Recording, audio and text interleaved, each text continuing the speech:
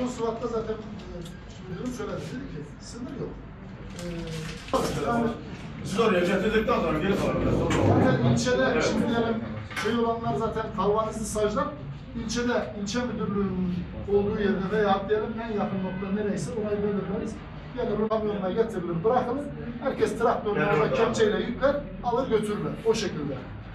Evet, çok değerli ilçe temsilcilerimiz, yetiştiricilerimiz, muhtarlarımız.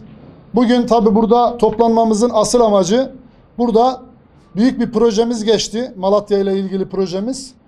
Bu projemiz nedir? Yıllardır yetiştiricilerimizin, üreticilerimizin onlarca dilekçe verdiği yaylalarındaki özellikle temel ihtiyaçların giderilmesi, sulak, tuzlak, kölgelik, bunlarla ilgili sıkıntılarla ilgili bu projede tabii ki öncelikli olarak acil olan beton sıvatlar ve galvanizli sacdan yapılan sıvatların dağıtılmasıyla ilgili, bunların bir an önce hazırlanması ve yetiştiricilere teslim edilmesiyle ilgili.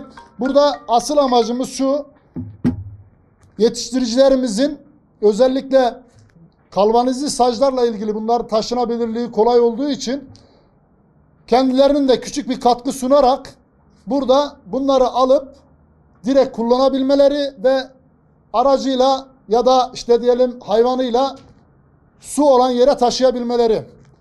Diğeri ise yine geçmişte de dağıttığımız ve ortak noktalarda kullanılacak olan beton sıvatlarımız. Bunlarla ilgili toplantımızı yaptık. Taleplerimizi topluyoruz. Yaklaşık bir hafta içerisinde, 10 gün içerisinde de inşallah bu talepleri topladıktan sonra geçmişteki taleplerle birlikte yetiştiricilerimize yaylalarında, meralarında, ilçelerinde bunları teslim etmeye başlayacağız. Burada tabii projemize destek olan öncelikli olarak Tarım Bakanımıza, yine emeği geçen bürokratlarımıza, genel müdürlerimize, genel müdür yardımcılarımıza, Tarım İl Müdürümüze, Tarım İl Müdürümüz Tahir Macit ve Mera Çayır Müdürümüze de ekibine de teşekkür ediyoruz. Tabii öncelikli olarak asıl burada yapılması gerekenlerden bir tanesi muhtarlarımıza ve ilçe temsilcilerimize burada çok önemli bir görev düşüyor arkadaşlar.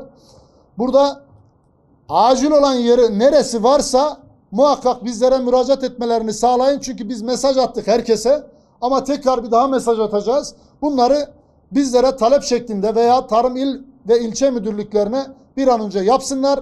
İnşallah bir an önce bunları dağıtalım ve en azından bu sulaklarla ilgili sorunlarımızı çözelim. Tabii bu projenin içerisinde sulağın dışında sondajdan tutun, işte diyelim mera iyileştirme çalışması, yem bitkileri, gübreleme, buna bağlı olarak gölgeliktir, güneş panelidir. Bunlar da inşallah ileriki süreçlerde hep birlikte beraberce bunları yapacağız ve yetiştiricilerimizin sorunlarını, sıkıntılarını çözeceğiz. Mera ıslah projesi Bitkisel Üretim Genel Müdürlüğümüzden geçti. Genel müdürümüze de zaten teşekkür ettik. Ve şu var, yaklaşık 2 trilyon civarındaki bir bütçe. Bu bütçeyle de inşallah Tarım İl Müdürlüğü koordinesinde, kontrolünde ve onların yapacağı işte diyelim teklif almadır, ihalesidir, çalışmasıdır. Bunları aşama aşama ama genel müdürümüzün talimatıyla acil olan şu anda sulakları, bir an önce sulak bütçesini yetiştiricilerimiz de biliyorsunuz yaylalara çıktığı için bunları hemen onlara bir an önce teslim etme amacımız galvanizli saç ve beton sıvatlar. Ondan dolayı acil olarak bir an önce bu toplantımızı yaptık. Yetiştiricilerimizin de haberi olsun diye.